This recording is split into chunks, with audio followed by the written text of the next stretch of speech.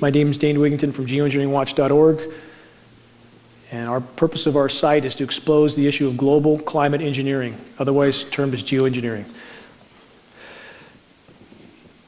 We are virtually under assault right now. It's not alarmism, it's not exaggeration. This type of weather modification puts out chemicals and toxins, some known, some not known. Many people who try to debate this issue, if they ask you why they should believe this is going on, we have film of it happening, end of the argument. That's it. There's no debate, no discussion, this is not speculation. When we have films that we can clearly see are spraying, there's no denying that jet is spraying, period. We have interior films, interior footage, which I'll show in a moment, but the bottom line is that's not a condensation trail. Any notion that it is simply denial or complete ignorance. So this is, you can even see on this jet that each side of the plane, the plumes are different lengths, which means the nozzles are not aligned perfectly. You see different composition in the trail, also indicative of different materials being expelled from different portions of the aircraft. So again, this amounts to weather warfare, period. The U.S. has historically engaged in weather warfare around the globe. This is historical fact. We have data going back to Vietnam, 1968, Project Popeye. 1976, UN passed resolutions forbidding weather modification in wartime. So again, this is not speculation. We live in a society that's been trained to shut down when they hear the word conspiracy theory. They've been conditioned pretty well. But the bottom line is this is the issue that can't be ignored any longer. People can ignore Kennedy, people can ignore false flag events like Vietnam and even whatever happened on 9/11, but this issue can't be ignored. When in the North State, for example, we turn on our water faucets and nothing comes out, that's the end of the road. This is very recent. This is from 2 days ago. Al Gore, use of geoengineering to head off climate change disaster is insane. So although we don't have an admission it's going on, it's getting closer by the day, and it looks like Al Gore is trying to now distance himself from these programs that he has not admitted to yet. This is important media. They'll be seeing more of this in the coming weeks. One interior shot there. Again, we can't know from the variance of different planes, the different configurations of spray apparatus. This is an ongoing experiment. There's likely many different configurations. We see aircraft trails that have different color composition. So this is an ongoing experiment of which we are all a part, like it or not. Another interior, high pressure tanks. When this image was posted, the sites that initially posted it, a couple of them were taken down. This image appeared to be tried to be taken off the net as quickly as possible, but too many people downloaded it. It's out there now. More configurations. Obviously, there's a whole lot of planes with a whole lot of tanks doing a whole lot of something. So this kind of footage should not be ignored. Clearly, these are what would appear to be passenger planes, most of them with windows. So there appear to be many different types of aircrafts involved in the spraying activities. This is what we have. Again, global geoengineering, the ever-changing experiment, and we are again part of that experiment. Russian scholar warns of secret US climate change weapon. We have Russia engaged in this as well. We also have China, and this is one of the reasons why it's so hard to get any sort of mainstream coverage, because the big players are all involved up to their eyeballs. So that's one of the reasons the media coverage is so sparse, but it's coming. What do weather weapons do? They wreak havoc in countries without anybody knowing they're even under assault. In the case of floods, droughts, all of this is a form of weather weaponry and weather warfare.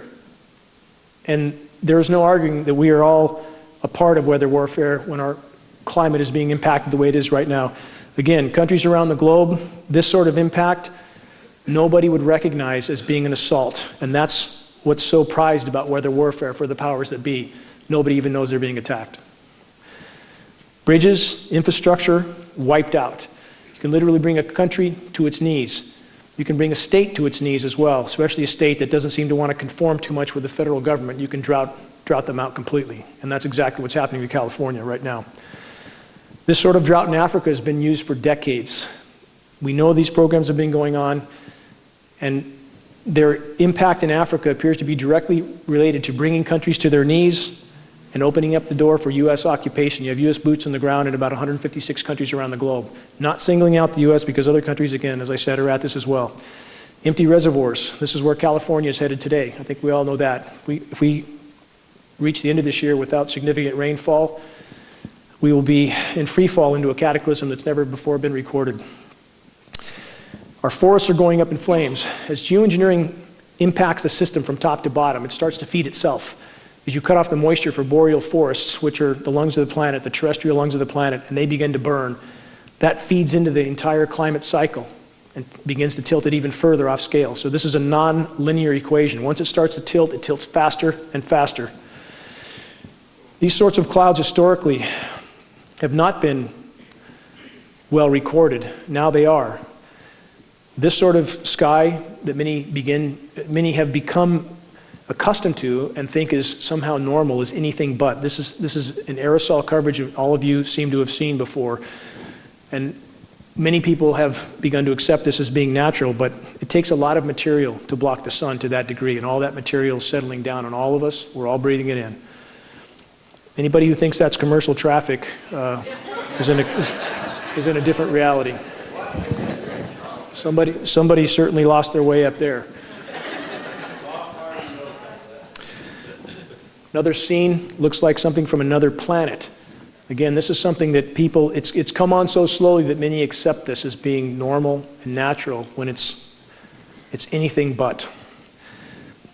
One more scene that we see increasingly around the globe, especially in recent weeks and months. I'll explain why I think this is happening later, but the spraying is definitely increasing around the globe very rapidly, and the effects of that are being felt everywhere. Now, a sky like this is important to examine. Many people would think there's no spraying going on, but if you look closely, you'll see what looks like layers of plasma in the sky. Days with high pressure domes like we have now over California, this is not uncommon, especially if you look toward the west in the evenings. These shorter trails that are very bright are still aerosol disbursements. They make the sky silvery white. We believe that these sorts of disbursements are related to making the air more conductive, which makes the ionosphere heaters, HARP, of which there are at least 24 around the globe, major facilities and many other smaller ones. It probably makes them more effective to create these high pressure domes. So even days like this are aerosol saturated skies still. This is a point I want to drive home again because it's imperative in conveying legitimacy with our issue. Semantics matter. It absolutely matters. When people Google chemtrail, this is what they come to, chemtrail conspiracy theory. I have friends with the Union of Concerned Scientists that have tried to clarify this definition by stating that this is a layman's term for geoengineering. When that correction is made, within minutes, it's erased and deleted. They watch this site very, very closely. They want people to Google chemtrails and come to conspiracy theory. On the other hand, if you Google climate engineering, in the first sentence it clarifies that climate engineering is in fact an application of geoengineering. So we have science. And this is what media never uses. These terms they don't use. Our local media here has avoided these terms like the plague because they seem to feel their job is to distract people from the truth. We'll go into that deeper later, but again, semantics, extremely important. Climate engineering, geoengineering. Scientific terms leads people to science, leads to credibility. Who's running things? Psychopaths run the world. This is not an exaggeration. We have 4% of society is clinically psychopathic. That 4% ends up in positions of power, inevitably, because they'll do things that you or I won't do. So we have what appears to be a very small group of incredibly psychotic people that literally run the planet. And I would not have believed this 20 years ago, but after that many years of research, you simply can't come to another conclusion. This document's important. It's only the cover page. It's on the cover of this site can be found at geoengineeringwatch.org, this document from 1966. It's a presidential document by NASA outlining the U.S. weather modification programs as of 1966 with budgets in the hundreds of millions of dollars even then, listing the agencies involved, DOD, DOE, Department of Interior, about a dozen universities. This is the biggest elephant in the room. This document, again, can be found. I found it on the NASA archive, so it seems somebody put it there for me to find. So we have the proof. U.S. military wants to own the weather. Why wouldn't they? Many people ask, why would they want to control the weather? Why wouldn't they? It's what they do. They want to control everything. The weather is the most destructive weapon they could control. And they can conquer countries, again, without anyone knowing they were even at war. These little bright dots you see here are smaller radio frequency transmitters, of which there is an unknown number, that appear to be a part of these programs. It's not just the major facilities like HARP. You have a great deal of smaller facilities there too. Stealth terror, weather warfare, and the end of America. Again, weather modification is a very covert weapon that rulers can use against their own populations to keep them in conformity. We seem to be immersed in that right now in California. Weather warfare, beware the U.S. military's experiments with climatic warfare. Yet one more warning. There's ample documentation on the ongoing weather warfare, even from diplomats from other countries. Here you have Iran. Vice President claims country's drought is part of the weather war on the Islamic Republic. You've had also the president of Iran on the floor of the UN twice trying to raise the alarm that his country was a victim of weather warfare. Our media does not cover it. Global warming drought linked to weather warfare. This has been going on in Africa, as I stated, for a number of decades. The more they spray, the less it will rain overall. It's important to remember that. We're not talking about cloud seeding to create rain. The more aerosols there are in the atmosphere, the less it will rain overall. Yes, you'll have deluges from moisture that wads up in some place and comes down because of a lot of convection, but overall, it diminishes global precipitation. 15 military leaders who say climate change is a national security threat. Of course it's a national security threat, especially when you're engaged in covert warfare with countries around the globe, literally ripping the climate apart. It's bound to become a problem. Shouldn't take a rocket scientist to figure that one out. Russia urges UN climate report to include geoengineering, and they did. The IPCC last September included geoengineering in their report, finally. Not admitting it's going on, but now the lump is a little bit too big to fit under the rug. And it seems Russia, at least for reasons that we can speculate on, is trying to shine some light on this issue, perhaps because they're realizing that if these programs go on, the whole ship goes down. U.S. climate change procedure based on UN's geoengineering governance and technology policy. This is just one of many documents that outline the global governance of geoengineering. None admit these programs are going on, yet we see the full apparatus for their governance. There should be one more red flag that these programs exist. Public engagement on solar radiation management and why it needs to happen. You do have some now in academia who've shown enough spine to decide that the public should know. What a novel idea, that we should know we're being sprayed like lab rats. So at least we have a few starting to speak out. Global warming versus climate change. This is also important. The term climate change came into play in about 1998 when we had the warmest year on record. And because I believe at that time the global power structure decided it would unleash the full scope and scale of geoengineering, they needed a term that would condition people to accept massive temperature fluctuations like 50, 60, 70 degrees in a single day. Thus the term climate change came into play.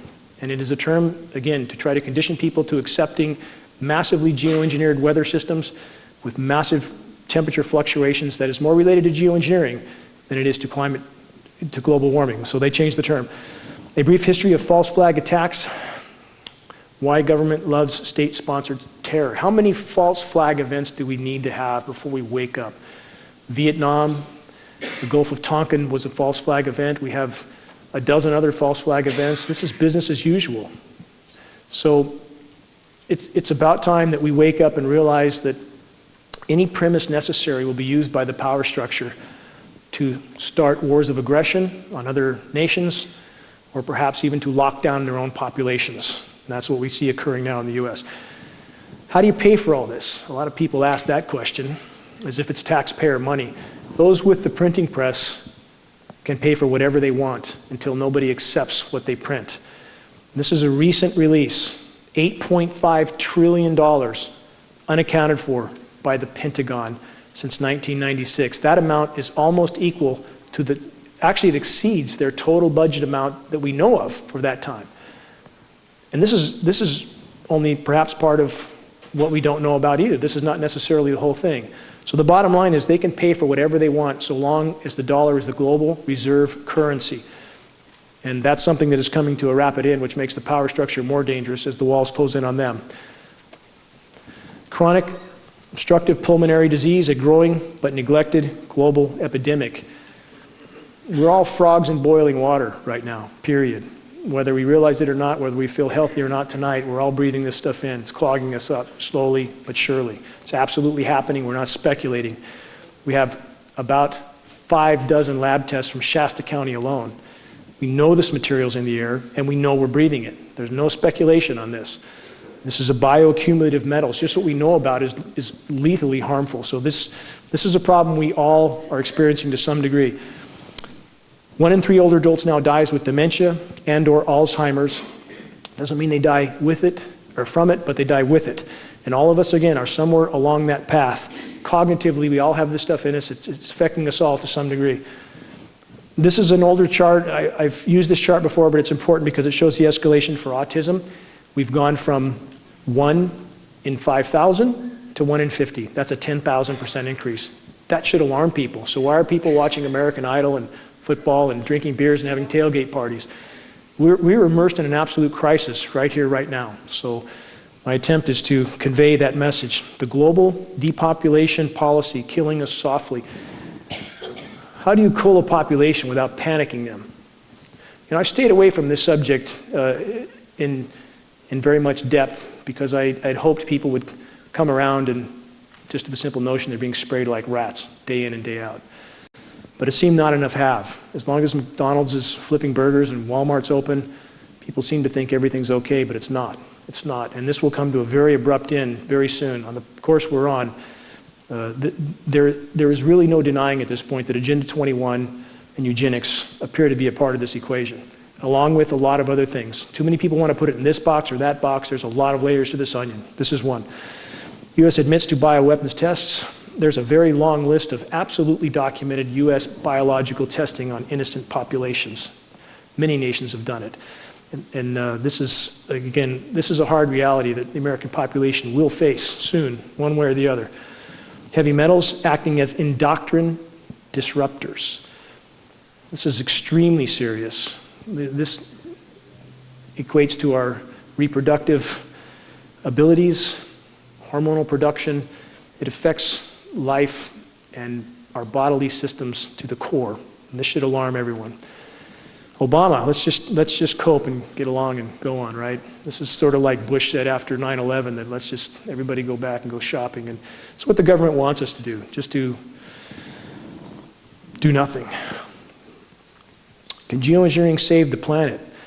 You have a lot of dialogue right now with a lot of very, very frightened meteorologists, scientists, a lot of people from academia that are either mentally retarded, clinically blind, or paid liars.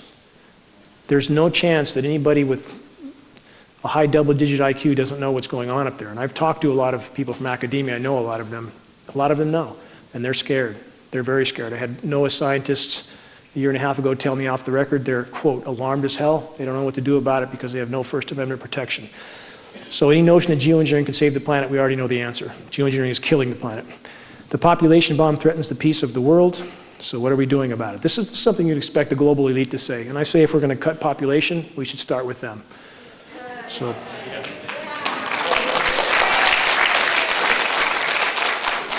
and this is their motto, the eugenics, the foundation of globalists. It's always been the case. We have David Rockefeller on the record stating that 95% of the population needs to go.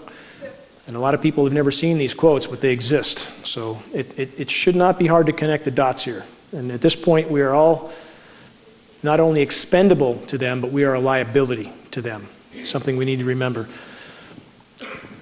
Plankton, the base of ocean food web, in big decline. There's a lot of ways to cool populations. When populations don't have anything to eat, they tend to die off.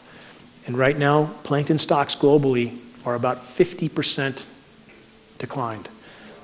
This is of immense importance. Plankton produces 50 to 60% of Earth's oxygen supply. Media is not reporting on this. What do they report on? On CNN, they'll grab some drama out of a hat, of which they probably have 1,000 more just like it. And we'll hear about 1 or 2 dramas for the course of weeks on end, while we have the house literally burning down. No plankton, no fish. We had the anchovy fleet return to the Pacific Northwest with no fish, 0, this last fall. So the food chain is breaking down right now. We're seeing marine life wash up on the shores of Western North America, now in Texas. Some of this may be related to Fukushima radiation, but I think at this point still the majority related to a food chain that's collapsing. The bees, what about the bees? Is it farm chemicals? If it's farm chemicals, why are the bees just as dead 1,000 miles into the wilderness? Try to tell people this that are in the bee community. I've tried. Most won't listen. I've talked to some of the head people in the country. They want to stay in their cocoons. They've been taught and trained that unless it says in their peer-reviewed, establishment-approved manual that there's something going on in our skies, then it literally doesn't exist in their reality.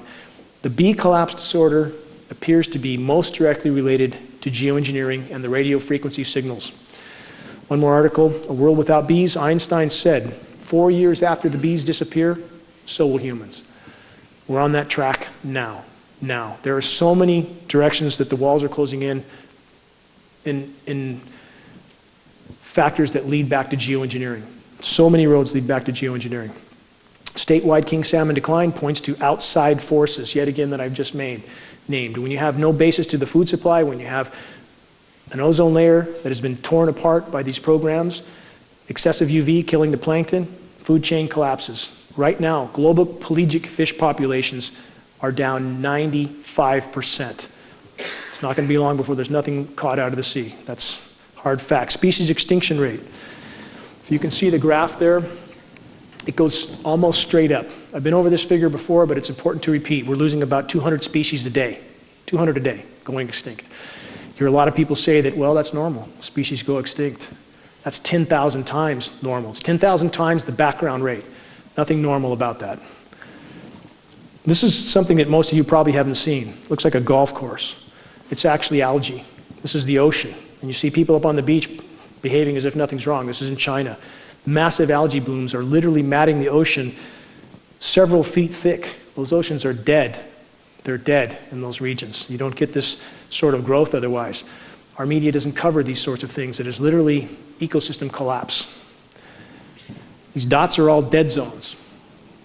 There's over 400 dead zones around the planet right now, some as big as 10,000 square miles. These are anoxic zones where there's no oxygen in the water. Everything dies. These zones are expanding. Again, media is not covering this. Massive fish die-off around the globe. This is just one scene of too many to even begin to show. And this is the sort of thing that all of us should be focused on. We will focus on it when there's nothing left to eat, but if we can be ahead of that before we reach the point that there's nothing left, maybe we'll have something to salvage. Acid test, rising CO2 levels kills ocean life. We have the oceans absorbing CO2. There's no question about this. They're acidifying rapidly. Crustaceans can't form shells as well. And you have an acidification that could kill all ocean life. Again, no life in the ocean, no terrestrial life. This is a very important graph. Change in Earth's total heat content. I want to stress, none of this is about Al Gore or carbon credits. I say that every time. I have great disdain for Mr. Gore. He's part of the problem. But that being said, make no mistake about it, the planet is warming. And any of these geoengineered events that we see that convince people otherwise are simply spun, horribly spun events. And this is what it's important to remember about that. The blue graph you see is ocean heat content compared to atmospheric heat. A cubic meter of seawater holds 4,000 times the thermal energy of a cubic meter of air. So it doesn't matter what they do geoengineering-wise. They can cool off temperatures at the surface. It means nothing compared to what's happening in the oceans. The oceans are warming extremely rapidly. Can't hide that for very long. And geoengineering appears to have played a big part in that warming, but not the only part. I want to stress this as well. Human activity is a form of geoengineering. When you put 4 billion gallons of hydrocarbon in the atmosphere a day, that's a form of geoengineering. People need to consider that. We would be exponentially better off without these climate engineering programs. The planet would have been able to respond. But bottom line is ocean heat building up extremely rapidly. This is ocean heat content as well. You see the graph go straight up. This is trends in global average absolute sea level rise. Are sea levels rising? Yes, they are absolutely rising. Anybody who says otherwise, tell them to prove it to you. If anybody says that the ice caps are gaining and sea levels dropping, tell them to prove it, because they can't. Sea level rise unstoppable, say scientists. This is what the hard frontline data says without any question at all. In fact, how much can sea levels rise? We have about 21 to 24 feet of sea level rise built into Greenland. We have about 197 feet built into Antarctica, about another 15 feet built into the rest of the world's glaciers. Right now, even conservatively from some of the frontline scientists, we're guaranteed 100 feet of sea level rise in the coming decades. Now, you'll find plenty of data to dispute that, but it's the same people that dispute how much oil was leaking from the Gulf, how much radiation we're being exposed to here. You must discern through this data because there is so much false data out there, people don't know what to think. Annual minimum Arctic sea ice. A lot of headlines last fall that the sea ice was expanding. Wait the next 2 years, see what you see, because that was absolutely spun as well. It was the surface area that they measured, not the density, not the volume. The volume is still shrinking rapidly. It's 1/5 what it was 30 years ago. Geoengineering is keeping a thin layer with artificial ice nucleation and blocking of the sun 24/7. They're trying to keep that ice cap there to keep the methane in the sea floor. It's not working. It's making everything worse. That's what we're trying to expose. Geoengineering is destroying the ozone layer. This is part of, again, geoengineering being the pharmaceutical cure for planet Earth. They try to address one thing and cause 100 more that are exponentially worse. So now, if you drive around Reading and look at the trees in Walmart, Costco, take a good look, because the bark is gone off the south-southwest side. It takes a lot of radiation to burn the bark right off the tree. We're being exposed to massive amounts of UVB and even UVC radiation now. UVC is the last stage before X-ray. We know this, we're metering it on the ground in California, Maine, Florida, and New Mexico. This is a penetration of UVB into the ocean. I talked about plankton dying, correct? Geoengineering, on the shredding of the ozone layer, we've been told it was hairspray cans. Now, I ask you, what's more logical? Is it hairspray cans or military tankers dumping 100 tons at a shot up there, flying 24/7? They've been at this since at least the late 40s. We've been given a lot of red herrings as reasons for things that are happening. CFCs are bad for the atmosphere, but the geoengineering appears to be the largest causal factor, so the UV penetrates deeper into the ocean, kills the plankton, plankton stocks die, oxygen content goes down, fish stocks die. You can see how everything is connected. Everything's linked together. This is deviation from normal temperature map. This is over this is between 2008 and 2012, and the orange-red colors show increases from the 30-year average over that time.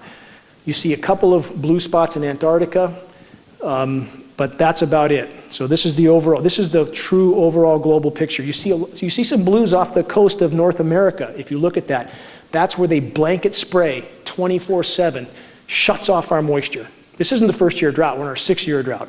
So from 2008 to 2012, they blanket sprayed the Pacific, we think in an effort to stop El Nino, to stop the El Nino event from happening, because that would have made global warming even worse. But what does that do to the rest of the planet when you shut off one of its natural mechanisms? So that blanket spraying all over the Pacific, it cooled the surface temperatures off there. But at what cost? At what cost? If it's killing everything inland, was that really a gainer? I don't think so. Now this is a current map right now. This is through, excuse me. No, I'm sorry. This is an older map, but it shows a sequence. I'll show a newer one here. When you see a map that's that imbalanced, it should be a red flag. That can't be created naturally, where you have half the country frying and another half below normal temperature. So the darker colors are various stages above normal, the middle being maybe 20 degrees above normal. You throw a rock and you're in below normal temperatures. This is a recent GIS map. Now, this is important to look at this map. As you see the blue colors over Canada and the eastern US, that's where heavy, heavy geoengineering is occurring. Geoengineering can and does cool massive regions temporarily at the cost of making the overall warming worse. So you have jet stream manipulation that pushes Arctic air down. You see even the Arctic is much warmer than Canada and the eastern US. So they can cool regions, make a lot of headlines. What's the real picture? That's the real picture. Global temperature records. Again, no downward trend there. Another GIS map, ocean temperatures, everything far above normal overall. If you look through the headlines and you start looking at global news, you'll find out it's a very different picture than our media is painting. And this is important to remember. Did the media originally paint the picture of global warming? Yes. Did they have an agenda for that? To saddle us with taxes and all sorts of burdens? Yes, they did. But now I think things have gone so far, they have definitely changed directions. They've doubled down on geoengineering, and now they're trying just desperately to hide the fact that a runaway greenhouse event may be occurring right now. Because if you look at the media right now, They are definitely not pushing a warming agenda overall. Weather Channel, it's like their goal, their marching orders is to make it seem as cold as possible. And so there has been a directional change with what the media is doing. They changed their plans as well. Another GIS map, overall warming. This is ozone depletion, 84 to 97. The globe on your right shows massive depletion during that time. There's a massive northern hemisphere ozone hole, not speculation. Canadian scientists have been threatened with termination from their jobs if they talk about this. They're trying to hide it, and people feel this sun in their face and they think maybe they're just getting older. No, the UV is exponentially higher than we're being told. UV rays, this is an important graph as well. We're told by all major metering agencies that 95% of incoming UV is UVA. This is the first presentation I've done where we've had actual solid metering behind us. That means 5% is UVB, that's the more harmful band. We now know that at least 60% of incoming UV is UVB, 60. That's a 1,200% increase in UVB. As I said, we're actually getting UVC, the last stage before X-ray. We are told by all major agencies UVC stops 100,000 feet up in the atmosphere. Not anymore. These are trees from Costco. They all look like this. Bark's gone. Trees look horrible. Nobody seems to notice, but they'll notice soon enough when there's no trees left. Dead branches sticking out everywhere. This is a typical stress response when trees have too much radiation. They start dropping branches, they start dropping foliage. We're seeing it all over the forest. Drought is only one issue. The excessive UV is absolutely another. More trees from Costco, burnt bark. This is the road we're on, and a lot more of our roads look like this now. When I moved up here 10 years ago, you couldn't find many. The forest was green and lush. Not so anymore. I live in a forest. I've grown up in a forest. I spent my life in forests. It's deathly silent there now. This is a map that's still applicable, even though this is an older map. You see the western U.S. is in protracted drought, while the eastern U.S. is now getting excessive moisture. As they try to create artificial cloud cover, it tends to migrate the moisture. So the moisture that comes over us is aerosolized. The storms come late if they come at all, almost no moisture, and they migrate that moisture further east, where it comes down sometimes in a deluge. So you get half the country in drought, the other half with excessive rain. How climate change makes wildfires worse. This is the sort of article that completely ignores the elephant in the room. Again, what about geoengineering? And on the fires in 2008, we know that during that week, you guys all remember the fires in 2008 probably, we know that NASA's mobile DC-8 lab was doing monitoring testing during that week. What kind of testing is that? That lights a country ablaze and impacts countless lives. Is this just a game for them? Is it a game to treat the atmosphere like a physics lab? That was a test of some sort in 2008. So where are the climate scientists, and how can they be so completely oblivious to a raging elephant in the room? And this is where articles like this don't acknowledge that. Unprecedented storm sparks California fires. This is referring back to 2008, as I just went over. Solar flare could unleash nuclear holocaust across planet Earth, forcing hundreds of nuclear power plants into total meltdowns. This is also very important. This is relating back to the pharmaceutical cure for planet Earth. The more they spray, the more they have to spray. As they destroy the ozone layer, they destroy the Earth's natural protection. Now, if we have a large CME, a large solar flare, we may have Fukushima times 100 or 200, because solar flares can knock out grid power, no grid power, nuke plants can't cool themselves, they go into meltdown. So the more they spray, the more they, I think, feel they have to spray to provide protection. Where we once had natural protection, now we have to have toxic metal artificial protection. So this is one more way that geoengineering could end life on Earth, by causing more meltdowns. Weather control and HAARP conspiracy. No conspiracy. HAARP exists. We know what it does. For those that aren't familiar, extremely powerful ground-based radio frequency transmitters. They don't receive, they transmit. You have a huge facility in Alaska. You have about 24 big facilities ground-based around the globe. These facilities can and do routinely manipulate the jet stream. And the jet stream configurations we see of late to create these artificial storms appear to be direct results. We have HAARP monitoring stations that show where those frequencies occur. It's the 2 + 2 = 4 equation, period.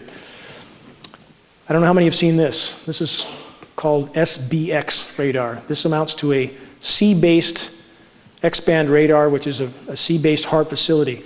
It doesn't even look real. It looks like something out of a science fiction movie. And this is what happens when you have unlimited funds and nothing else to do but to experiment on planet Earth. So now you have these facilities around the globe as well. This is how HAARP is affecting the global meltdown, HAARP and geoengineering. These are ocean currents. We now have warm Atlantic water being pumped into the Arctic. That's thawing methane on the sea floor. Methane's releasing. Methane goes into the atmosphere, covers the planet like a layer of glass, begins to heat things up fast. Methane, over a 10-year time horizon, is 100 times more powerful than CO2 as a greenhouse gas. Again, all roads, so many roads leading back to geoengineering. Not to say that we don't have a problem otherwise. Not to say that human activity isn't a form of geoengineering, as I said. But geoengineering is like trying to put a fire out with a bucket of gas. It simply can't work. Jet stream configurations, this is important to look at. You see these radical swings, these radical dips. It appears to be what they're doing to cool the East Coast. They create high pressure zones like the one that's over us now, pumps the storms far north. They can cool that air as it goes through Alaska and Canada, pump it down to the eastern US and cool off half the country while the other half literally fries and dries. It's exactly the configuration we're going through right now. Methane leaking from the seafloor. This is an illustration that shows how it covers the planet.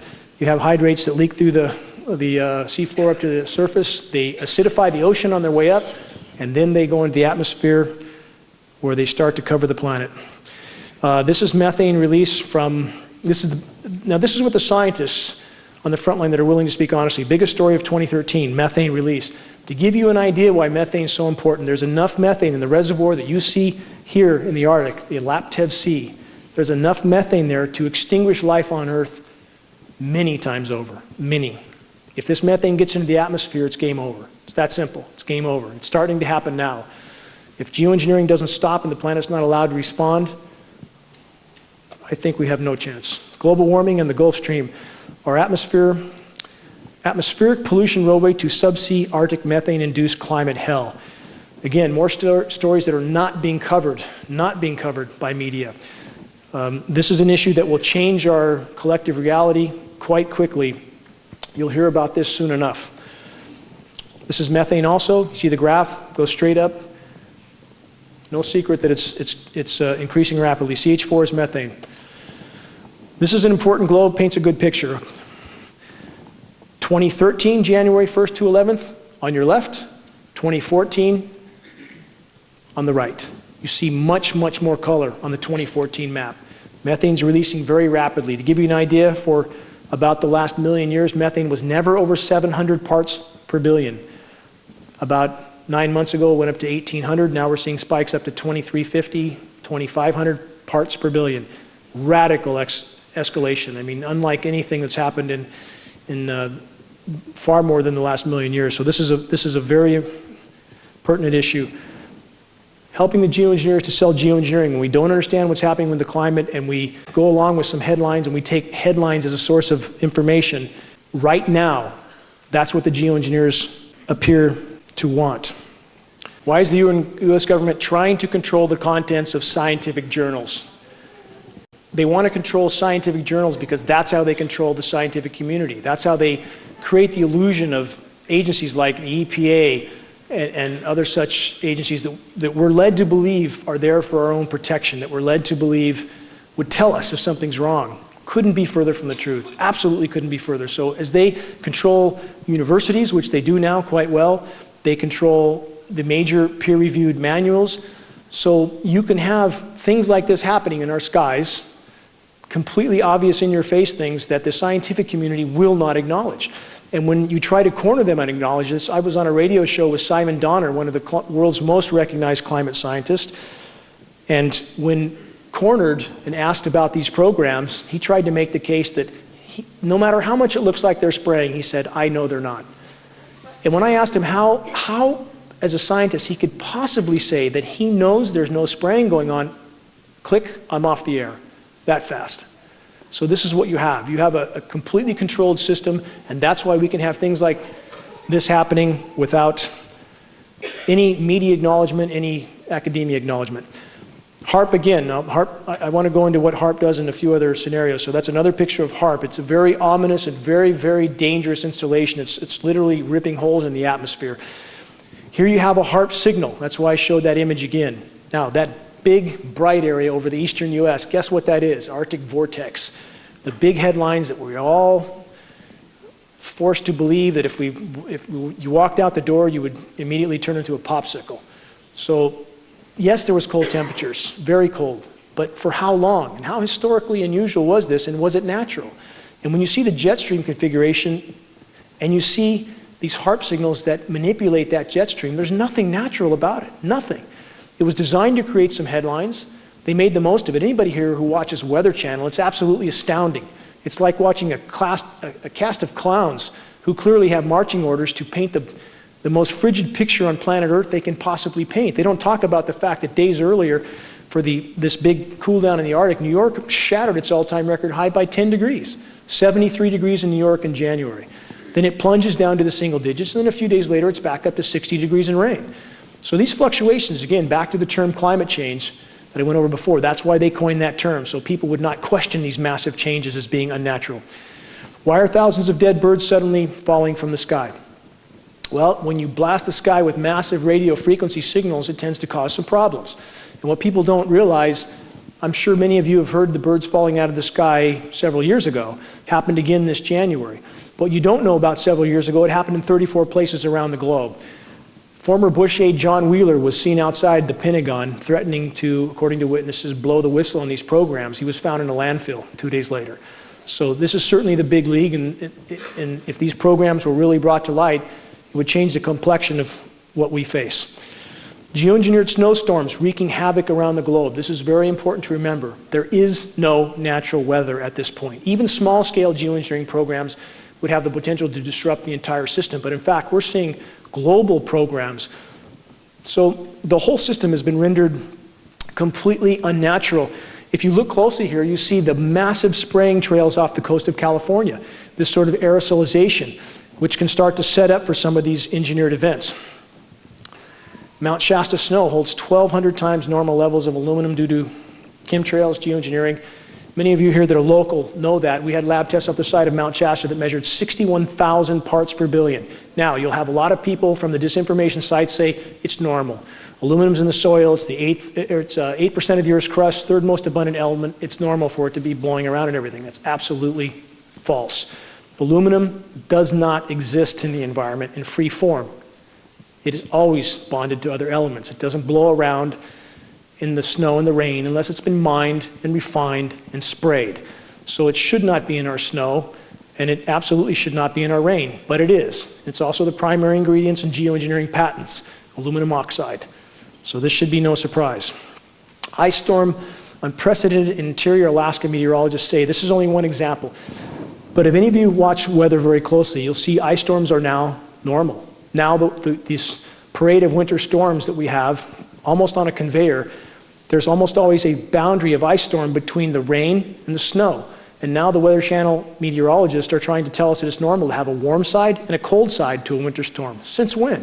One side is tornadoes and thunderstorms. You throw a rock, you're in snow.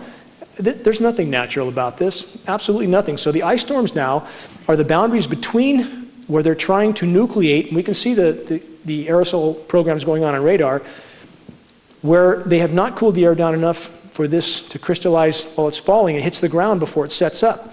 So now you have ice forming on everything, and you have ice storms now as the boundary layer between rain and snow as they're trying to nucleate these artificially engineered storms. Very theatrical names. Weather Channel now, this is part of the theater. This is part of, they've changed direction. Now they want to convince us of this horrible cold when it's anything but overall. Yes, they focus on a few areas. They hammer those areas again and again. They'll create a few snowstorms in the same place over and over while the rest of the world is going to meltdown. So this is their theatrical storm names here. Very unprecedented jet stream movements. You see configurations like that, historically completely unnatural. It's how they push and pull air masses around. Now, this is typical of what we see in this parade of winter snowstorms in the east. Very high pressure in the west pushes the jet stream up and over us. We bake and dry out. They'll push some cold air down. They'll pump air up from the Gulf, combine the two.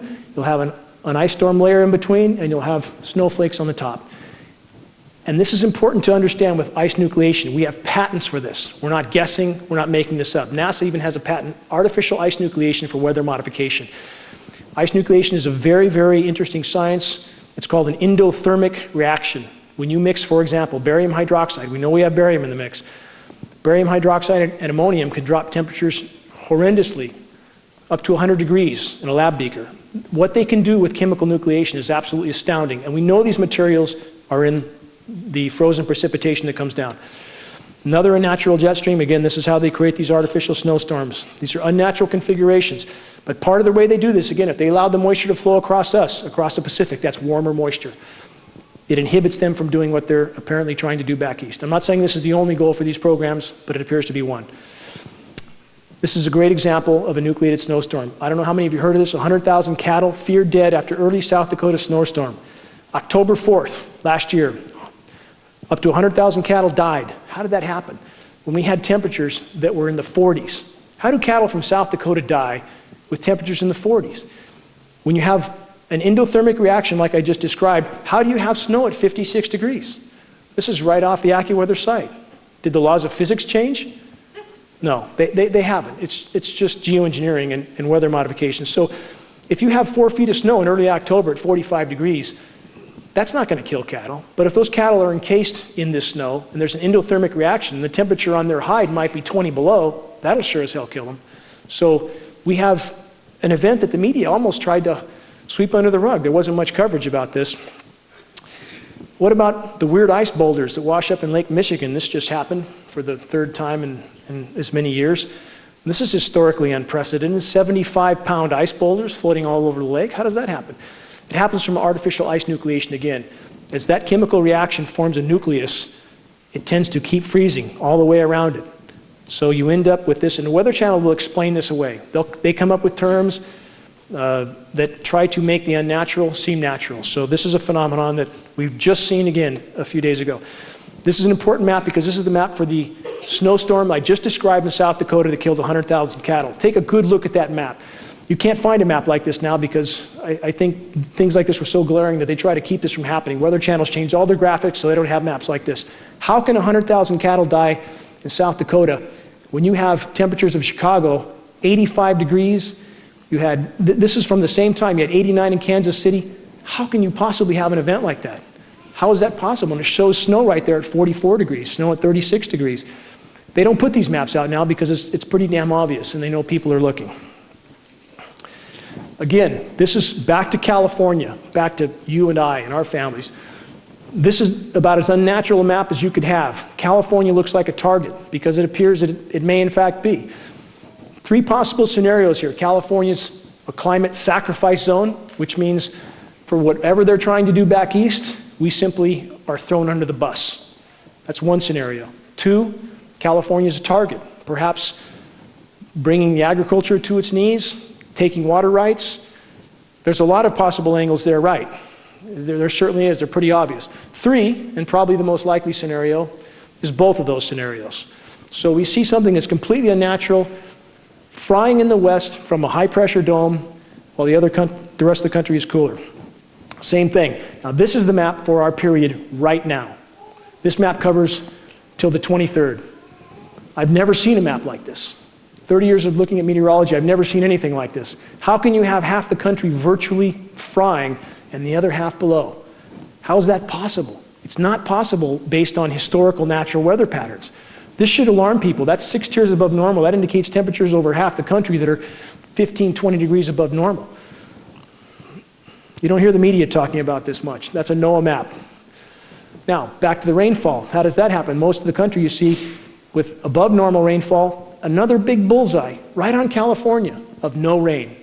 The colors over California, that shading means increasing degrees of no rain. So here we have again, California looks like a target. Well, even Alaska has excessive rain. The rest of the country has rain. Nothing for us. Aerosolization off the coast of California. Anybody who thinks that's natural, again, needs to get therapy. I mean, that's about as unnatural as it could be, and we see this, I mean, almost constantly. Aerosolization off the coast. And this disrupts the hydrological cycle. It disrupts the rain cycle, period. This illustrates again what I'm talking about. Massive high pressure, they pump the moisture completely up into the Arctic Circle where they cool it down and push it back down and cool parts of the country while other parts fry. Again, California, at minimum, a climate sacrifice zone for the experiments they're carrying on further east. New release concern is IPCC bangs the drum for geoengineering. If these guys don't know this is going on right now, they absolutely don't deserve to be called scientists. And for them to try to paint the picture that geoengineering is going to save us when after 60 years we know that it's literally pounding the nails into our collective coffins is absolutely ridiculous. This is interesting as well. Carnegie Science Global Ecology. What this is, Caldera Lab Research. Ken Caldera, one of the world's most recognized geoengineers. What a surprise. He's planning on making some money off of geoengineering. So he puts out a report paid for from Carnegie Science, which is paid for by federal money, that says geoengineering would grow more crops. Anybody in here growing more crops with geoengineering? Are your gardens doing well? We can't grow a thing. In fact, I've reverted to growing cactus because that's about all it grows right now. So here you have, again, those within the system trying to put out studies that are absolute nonsense, but they're trying to capitalize off the system. This is important too. Naomi Klein, not her, but the article. Big green groups are more damaging than climate deniers. Where are the environmentalists? Where are they? I've never been so completely disgusted at people who are part of groups. I've met with the head of Sierra Club in this region. I've passed on so much data that's gone apparently in the round file. I've met with other environmental group leaders. Where are these people? Who's funding them and why do they ignore this issue? Because everything else they're doing is a moot point compared to geoengineering. It's a moot point. None of it will matter. So where are they? I can only hope and pray that they find an ounce of honor and courage soon because the ship's going down. Here we have climate scientists, right? Is this what they look like, you know? It's about what you have, you know? It would be more comical if it wasn't so incredibly tragic, you know? This is about what we have. Well, this kind of stuff's going on in our skies and people somehow convincing themselves it's normal. Now, this is important. We're not switching to cartoon hour, but this is a kid's illustrated film. Look closely. See the trail? This is how you condition kids to think it's all okie doke. Just put it in the cartoons and they'll think it's all normal. How insidious can this stuff be? There we go. You see the trail up top? One down low. Another one, background, two. This is about as low as it gets for society, as far as I'm concerned. Now, how about this? NASA cloud chart for school children. NASA actually has a program now to teach kids that what we see in the sky is benign for them. So this is what NASA does now. This is what people that work for the government do. We're trying to expose these people. We're trying to put their names out there, their emails out there, because it's not okay. It's not okay because it's your job to engage in something that hideous. Should we teach them it's okay to chew glass or something else? I mean, what do we teach our kids, you know? And how can people engage in programs like this as if it's okay? It's certainly not. And this is what we face. I mean, it breaks my heart to think about the amount of kids now that are on inhalers. They can't breathe, they can't play, they can't do sports. And what about the buildup? It's not like it's just a temporary inconvenience. This stuff is building up in their systems, especially with children. Their systems are very weak. And they can't take this kind of daily onslaught. Is that what keeps a lot of us back? You know, a lot of people that they're simply afraid of being ridiculed. We have to abandon that fear and press forward because guess what? New studies. Conspiracy theorists sane. Government dupes crazy and hostile. This is an actual psychoanalysis of those who question the official story are clinically, exponentially more sane than those who tenaciously hold to the official story. Guess who's sane? We should think about this. No matter how much we feel ridiculed, it's not the case. Microbiologists' death toll mounts as connections to Dynacorp, Hydron, Promise software. This is to make a point. There's been a tremendous amount of microbiologists that have met an untimely demise in recent years. We know that there's a lot of biological testing going on. In the year 2000, there was approximately 40 biolabs that experimented with testing in the continental US. As of 2010, there was 400. They're doing something.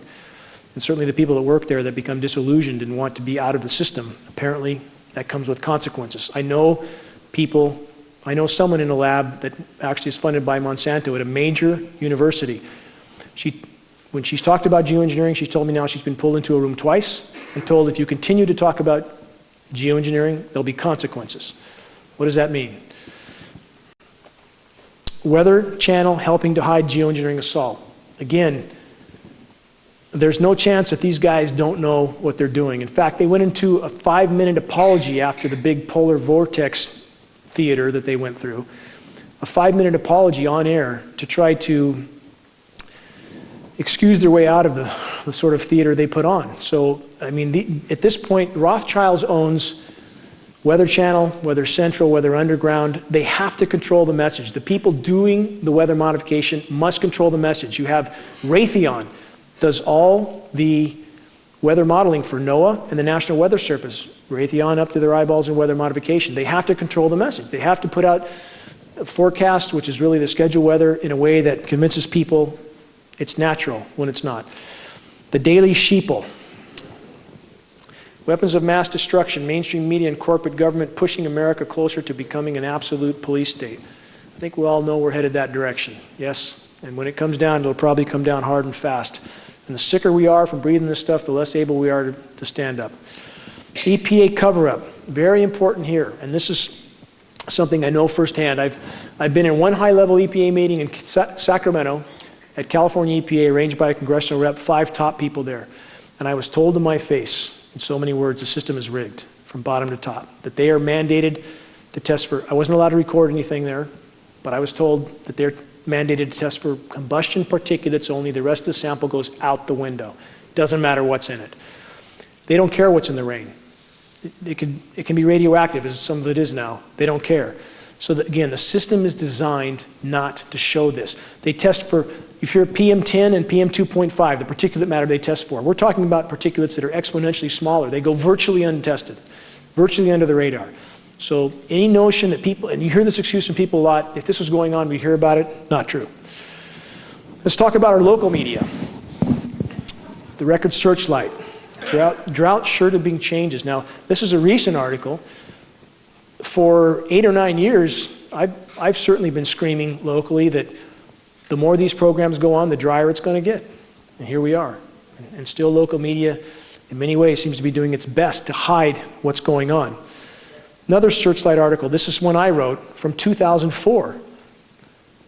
And still to date, they have not done any stories on geoengineering, climate engineering, nothing of the sort. So how is it we all know what's going on and media won't cover it? Methane threat, underdisclosed, another article that Searchlight published that I wrote about methane. Has the Searchlight covered the methane issue that is literally an unfolding global cataclysm right now? Not a word, not a word. Shasta board to talk about jets metal dumping, chemtrails conspiracy. The man who wrote this story called me prior to it and I said, please don't use the word chemtrails. I recognize the scientific terms, climate engineering and geoengineering. He never used either one of those terms, not one, because they don't want people to find science. They have their own agenda and they don't seem to give a damn about what's going on. And I hope everybody in this room considers what story might come out after this evening's presentation and what sort of spin might come out after this presentation, because people there have not done justice in any way, shape, or form to this incredibly dire issue so far. So it's going to be up to us to hold them accountable, all of us. Can't be done alone. Can't go down and stand in front of the Searchlight and demand that they tell the truth by yourself. It takes hundreds of people to be there, so they can't ignore us anymore. It's going to take all of us to organize to put this on the radar. If we could put it on the radar locally, it would be on the radar globally. Guarantee it. If we could break the ice here, it would cause a fracture that would run around the globe. Also from the Searchlight, what's behind the dry weather? The ridiculously resilient ridge. Again, the elephant in the room, completely ignored, in spite of the fact that we have metering for these facilities that put these frequencies out, that cause these phenomenon like HARP, still goes completely ignored. Species loss, again, I want to drive this point home. We are in the 6th great mass extinction now, today. This is not theory. You can verify everything I've said here tonight. We are experiencing species extinction rate at a speed never seen short of meteor impact on planet Earth. We are in free fall right now. Does media cover this? No, they cover some little drama that they pluck out of a hat. Are we doomed? Why civilizations like ours fail? On the path we're on? Yes. Yes. If you rationally analyze data on the path we are on, we have no chance. And there are scientists now speaking out about this. Guy McPherson from University of Arizona is a professor emeritus there. I have high regard for Guy. He's a friend. And he has calculated right now with the decimation that's being inflicted on our climate, there will be no life left in the northern hemisphere in a very short time, perhaps even a few decades or shorter. And that doesn't mean that everything goes along fine until then. So we're talking about a very different planet. And you can find mainstream scientists that will argue this completely, but the same scientists who have lied to us again and again and again and again. Where would we start? So the bottom line is, on our current trajectory, we are headed down a dead end with no return. We need to change course. This is important to remember as well. For people who, again, this is a teaching tool that we will put out for others so they understand that there are a lot of sources of, quote, human engineering of the planet. All the decimation that humanity has caused, and we've caused plenty, are still a form of geoengineering in a sense. It's altering the dynamics of the planet. So it's important to remember this. Too many people want to put it in this box or that, as if we stop geoengineering, we could all drive Winnebagos from now on. It's not the case. I'm not saying we wouldn't be in exponentially better shape without geoengineering, because we would. The planet could respond, would compensate for a lot of the damage done. But it's important to remember that we're hurting the planet in a lot of ways. Is Fukushima an extinction level event? I'm almost near the end of this presentation, so bear with me. Yes, media is not covering Fukushima. How can that be? How can that possibly be? We have 3 reactors in Fukushima, and this is related to geoengineering. I'll weave the two together. 3 reactors in full-blown meltdown in Fukushima. Burnt through the containment vessel. They're burning into the planet right now. There's no end in sight. There's no technology to deal with this, none. This radiation is coming our way. We've gotten, on the east side of Lake Shasta, 300 counts per minute of radiation about a week ago. It's about 5 times background. It's showing up all over the west coast. We have 15 tuna that were tested off the west coast a year and a half ago, all of them radioactive. Why is the media not reporting on this? This should be a glaring red flag, just like the geoengineering. Anything that could make the population a little bit uncomfortable, media does their best to spin it or hide it. And this, as far as human insanity, and people say, well, this is another excuse you hear from people. Why would they do this to themselves? This can't be happening. They wouldn't do that to themselves. Well, why would they do this 2,000 times over? 2,000 nuclear bombs have been detonated on this planet, and everyone alive is contaminated from that. We all have strontium-90 in our bones from these nuclear detonations. Did these guys care when they went into the South Seas and virtually took whatever island they wanted, kicked the populations off, and set up big demonstrations of their power, like kids in a sandbox, like crazy kids in a sandbox? Did that stop them? They do whatever they want. They do whatever they want until someone says no. No. We've had enough. This should be a shining example. The nuclear detonations around the globe, and the fact that they've done it wherever they wanted, almost whenever they wanted. It's no different than geoengineering. And now, with Fukushima, because they're spraying the Eastern Pacific, and that aerosolizes the moisture, it migrates much more effectively on us. They can literally migrate that radiation anywhere they want and drop it anywhere they want. There's particles like fluoride, and we're getting fluoride in tests now. We have fluoride from tests in Norway, 60 tests with fluoride. So fluoride particulates, if those are used to migrate rain, and other particulates we feel have similar properties, if they're hit with a certain frequency, those particulates combine and coagulate, which would then cause that moisture to fall. So they can, in theory, migrate that moisture wherever they want, hit it with the right frequency, and it will fall. So in the case of the radiation, instead of raining out over the Pacific, as it would, not that that's good, but it's better than it raining on us, now it can be migrated much more effectively over us. Fukushima, climate change, near-term extinction, resignation versus surrender. Does the horizon look bleak? Yeah, it looks very bleak. Does that mean we give up? No. Does that mean we don't have any chance? No. We absolutely have a chance to radically change our direction. But a person has to resign themselves to the fact that we're not guaranteed a happy ending. None of us are. Never have been. Not at any point in time, ever.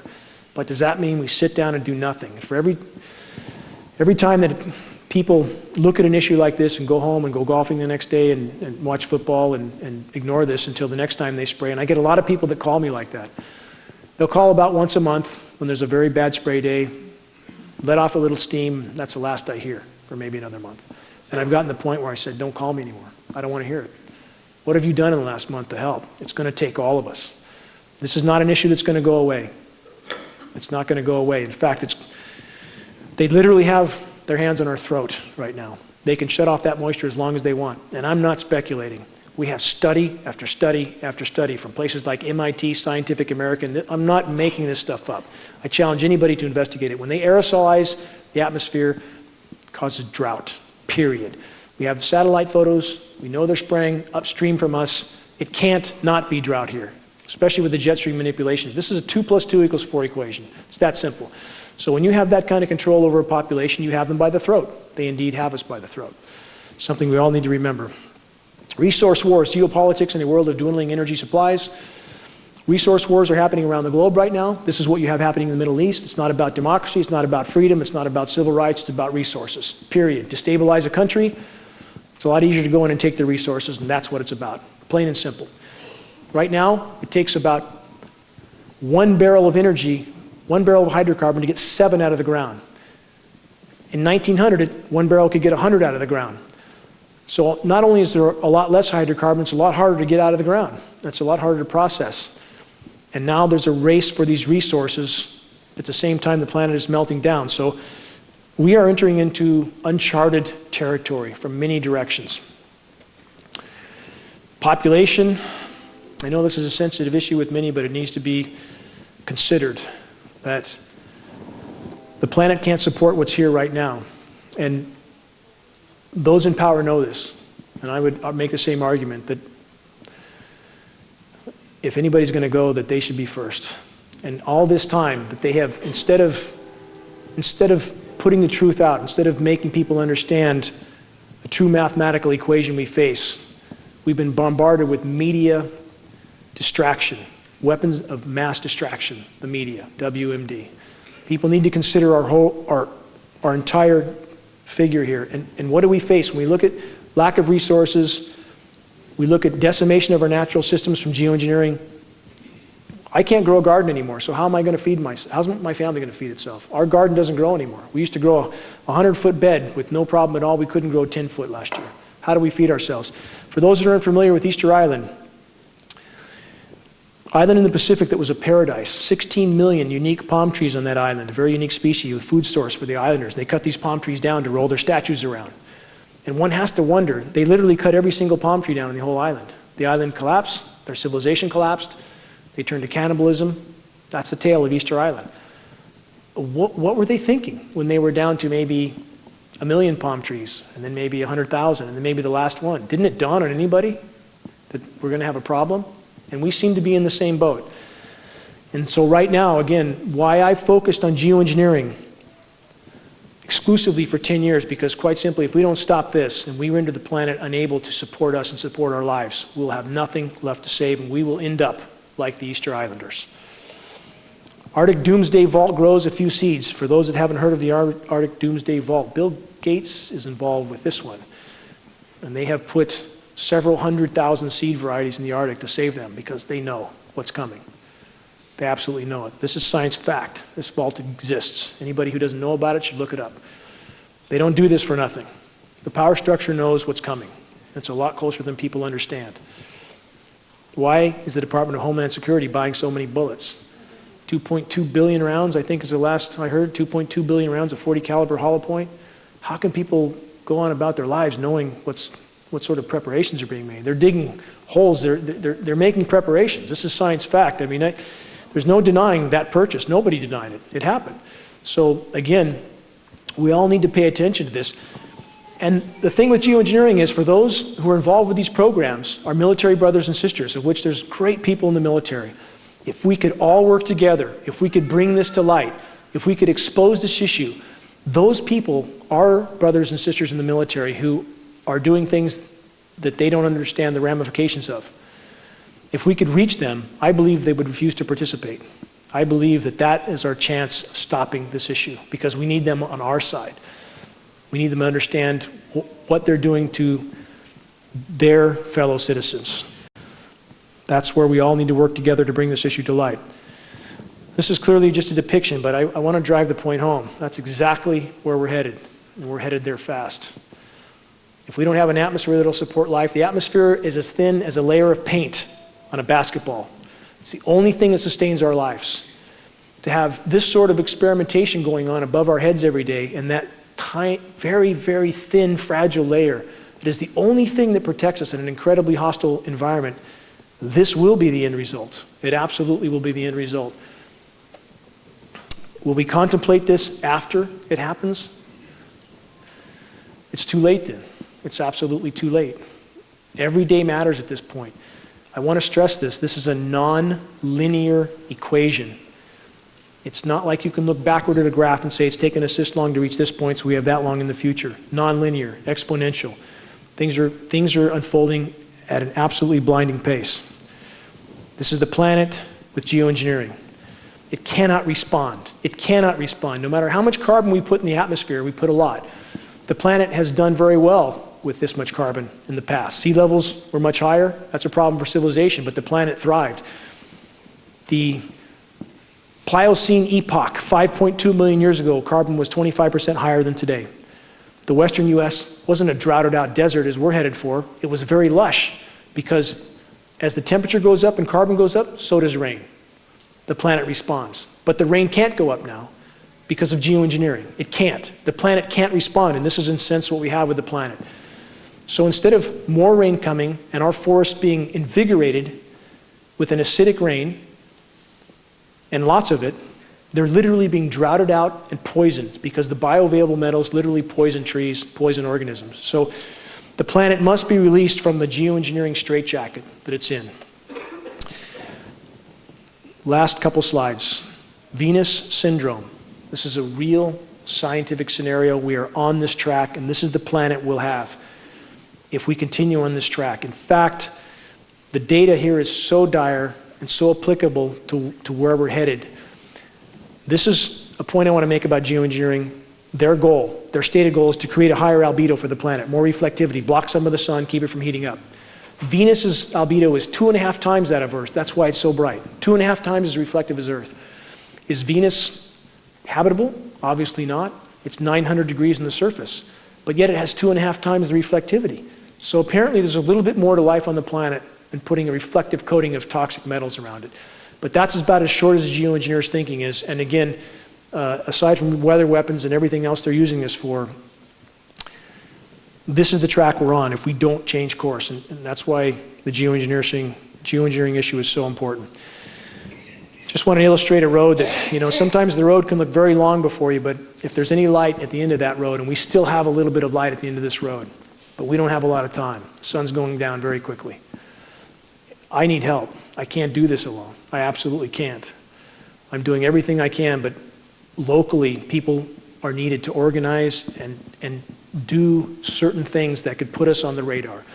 If we had 300 people, for example, show up in front of the Record Searchlight and demand that they cover climate engineering and that they cover a contamination issue that is beyond dispute in Shasta County, beyond dispute. There is a massive contamination issue.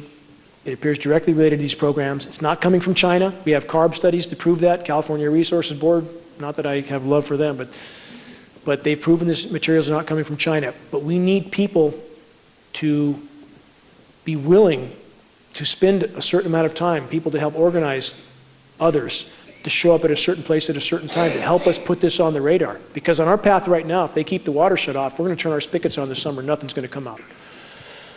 And they can keep it shut off as long as they want. It's going to take all of us in this battle. One tool you can use, and this is the last slide. There's a filmmaker named George Barnes. He's been here before. He's a good personal friend. He's made a film called Look Up. This is probably the single best film you can use to introduce people to this subject. And if you just refine the process, it's quite easy to invite people over. This film's won 6, 8 awards already. I'm speaking in LA in February for another film festival. I think the film will win another award. It's 45 minutes long. It's very professionally done, narrated by William Baldwin. If you have people over with a film like this and give them some data, DVDs, flyers, it's a lot more credible than running out in the street and ranting and pointing at the sky, which doesn't work too well. When you have solid data to pass on, that works. If you arm yourself with tools, and if people can organize, and we have some very good organizers here with the Roposes and other people that are in this community, this battle must be won. This battle must be won, or all is lost. It's that simple. And if we all pull together, especially in this community where a lot of groundwork's been done, a lot of groundwork, and the local officials don't want to face this, and they've done their best to shrug this issue off, and I think there should be responsibility for that. But if we all link hands and hold them accountable, and we get this on the radar in this county, it would make a difference around the globe. I'm asking for help from everybody as far as raising awareness. And if we could just bring this to the light of day. Everybody asks, what do we do? How do we stop it? Legislation, petitions. If we organized and brought this to the light of day so that those participating know what they're participating in, and everybody from every political stripe knows that they've been a lab rat and a test without their knowledge or consent, if we just got it to the light of day, you would see a shockwave around the globe from these programs. There is no greater crime in human history. I appreciate everyone coming tonight. I hope we'll all organize after this meeting. Instead of going home and writing this issue off as something we've covered, I hope people pull together and that we address this issue. Because if we don't have tomorrow. We literally won't. Our time horizon is short if we don't deal with this soon. Thank you very much.